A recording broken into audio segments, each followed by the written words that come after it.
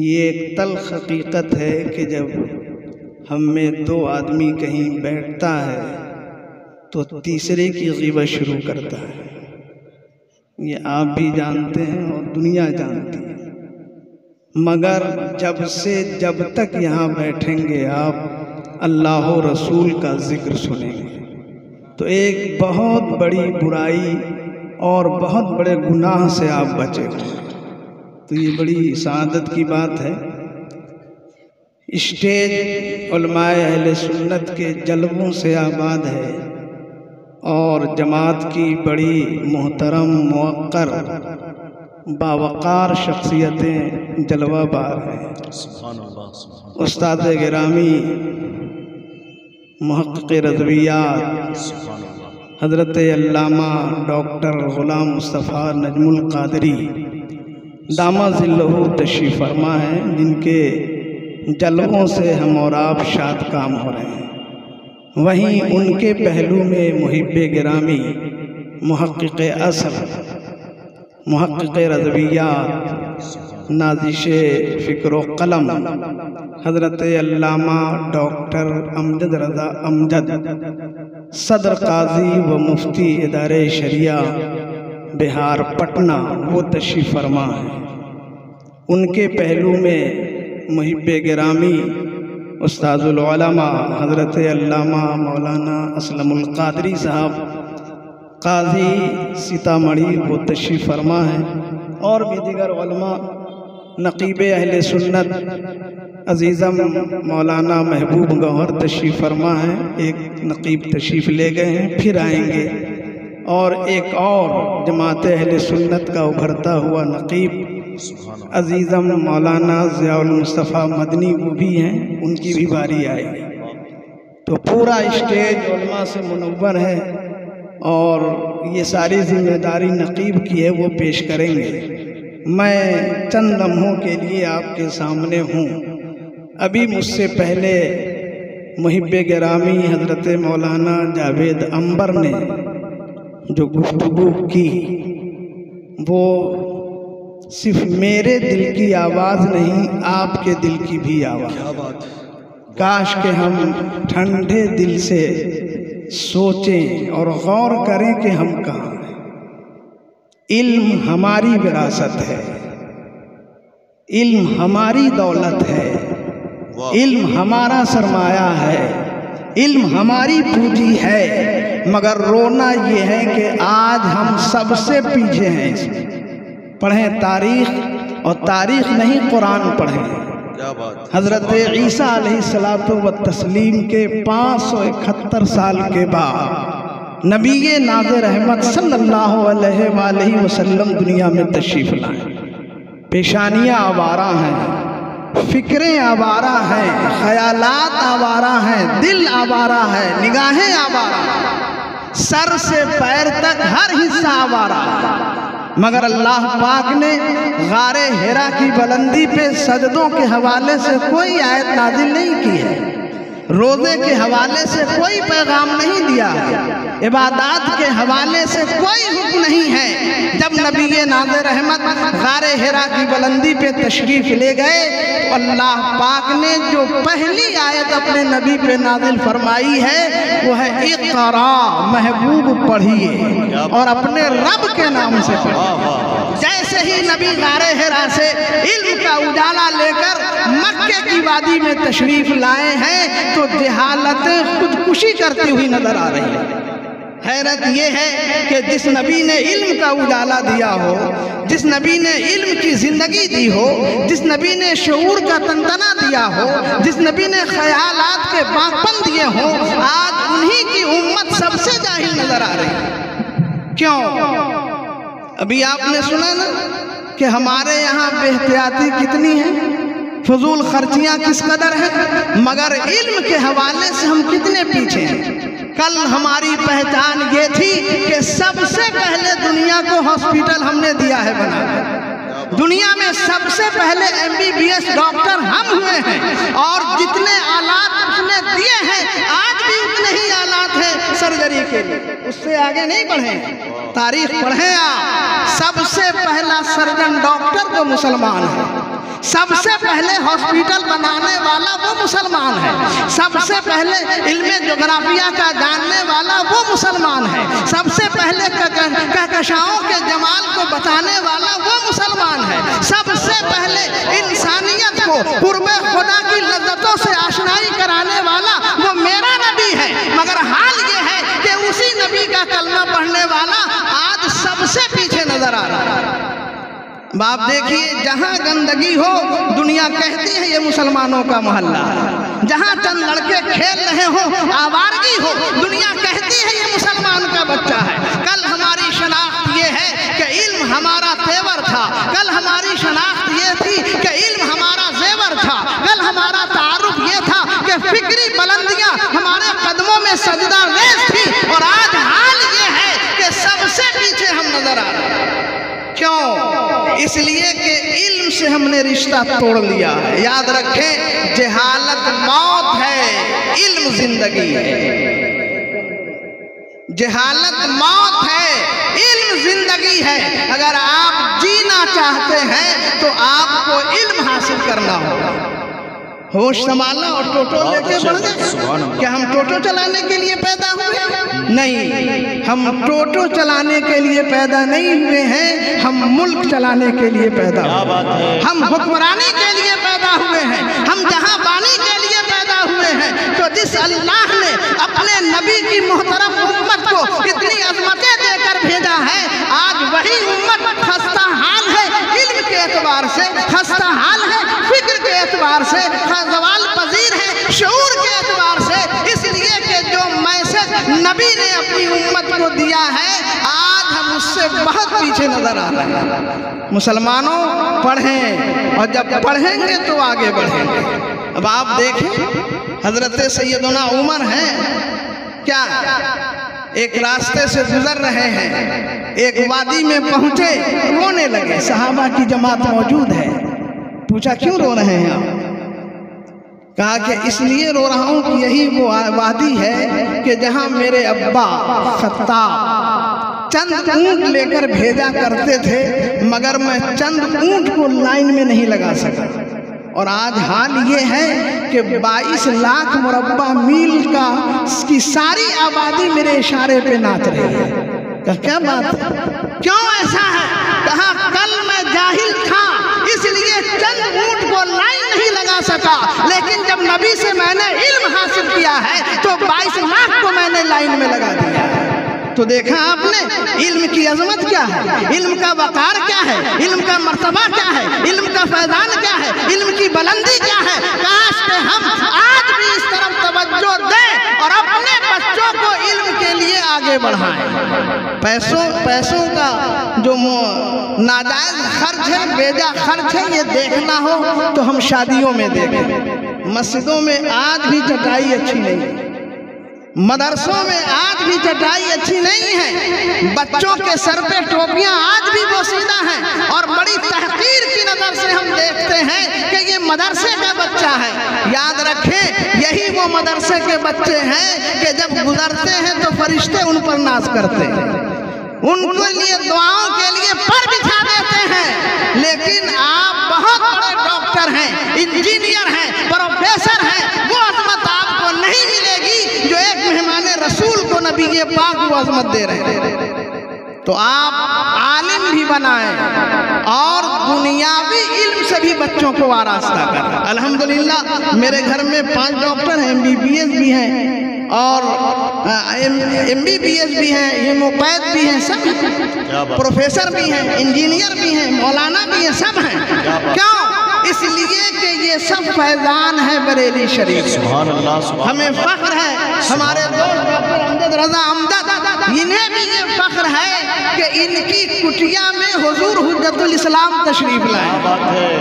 اعلیٰ حضرت کے شہزادے مفتی اعظم کے برادر اکبر حجت الاسلام تشریف لائے، اور حضور حجت الاسلام کے شہزادے سرکار مفسر اعظم میرے غریب خانے پہ تشریف لائے۔ پہلے صرف دنیا تھی، لیکن جب مفسر اعظم آئے ہیں تو بریلی کا بھی عشق آ گیا اور مدینے کا بھی عشق آ گیا، بغداد سے بھی فیض مل رہا ہے اور اجمیر سے بھی فیض مل رہا ہے۔ اس لیے میں کہنا چاہوں گا کہ آپ عابر بچوں کو پڑھائیں، سبحان اللہ مت کریں فضول خرچی۔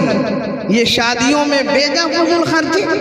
حضرت سیدنا سلمان فارسی رضی اللہ تعالیٰ عنہ ہیں، آپ نے اپنا قاصد مدینے میں بھیجا اور کہا جاؤ عمر کو دیکھو وہ کیسی حکومت کر رہے ہیں۔ کون عمر جو نبی کے مزاج آشنا ہے، کون عمر جن کی زندگی کا حال یہ کہ پھٹے پرانے ماحول میں ہے، کون عمر جو ننگی تلوار لے کر چلے مگر کپڑے اچھے نہیں ہیں، جن کے خوف سے پوری دنیا لرزہ براندام ہے، قیصر و کسریٰ کانپ رہا ہے، مگر خاکساری کا عالم یہ ہے کہ ایک ٹوٹی ہوئی چٹائی ہے اور اسی چٹائی پہ سونا بھی ہے اور جگنا بھی ہے۔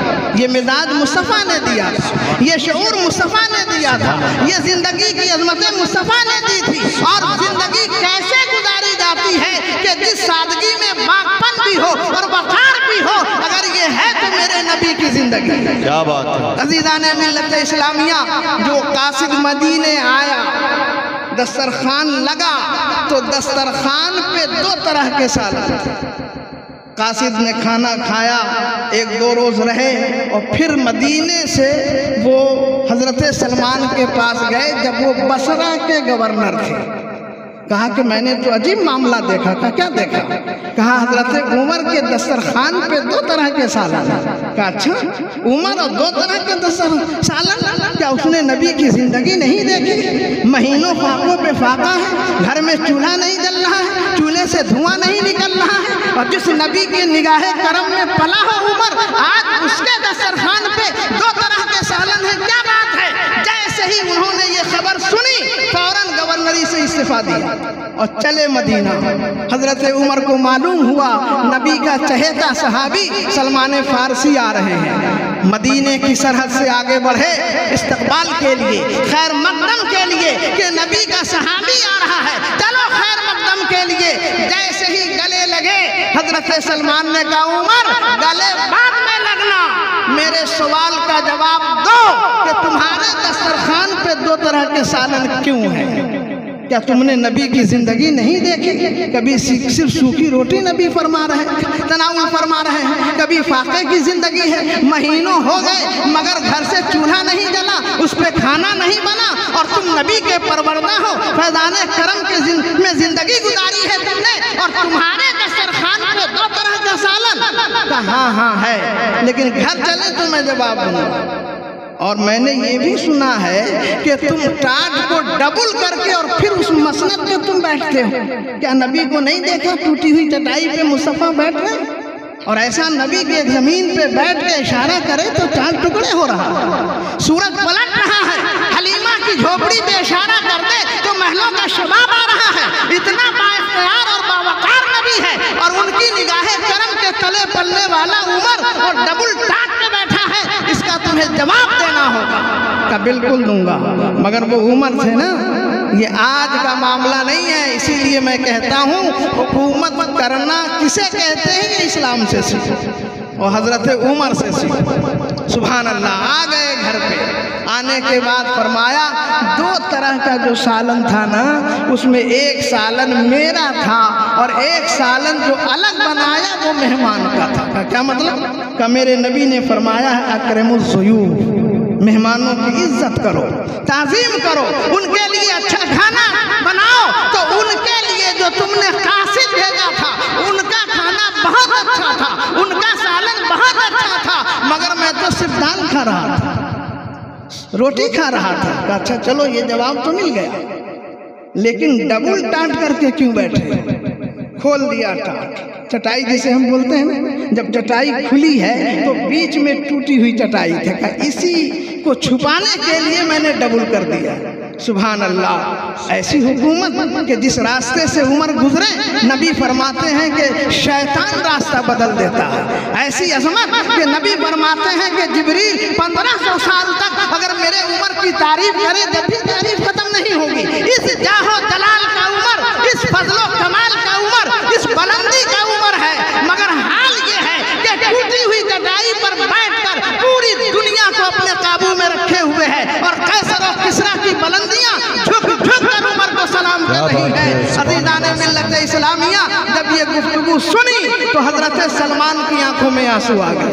مسلمانوں ہوش کے ناخن لیں، آپ شادیوں میں 10 طرح کے پکوان بناتے ہیں، احساس نہیں ہے آپ کو، اور اس کے بعد بھی کھانے والا یہ کہتے ہیں کہ یہ اچھا نہیں ہے، یہ اچھا نہیں ہے۔ آپ کس کی امت ہو؟ آپ کس کے بندے ہو؟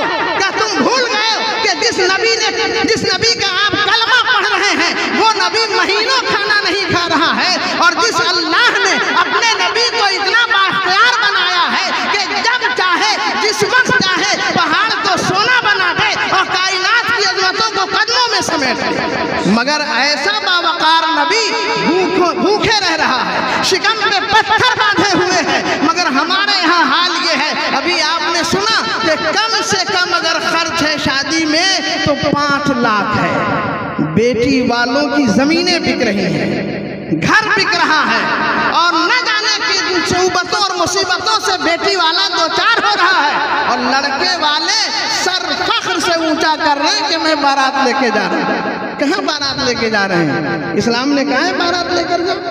کہاں لکھا ہوا؟ یہ پوری تہذیب اسلام کے خلاف ہے۔ تہذیب یہ ہے کہ لڑکا والا لڑکی والے کے پاس رشتہ لے کر جائے۔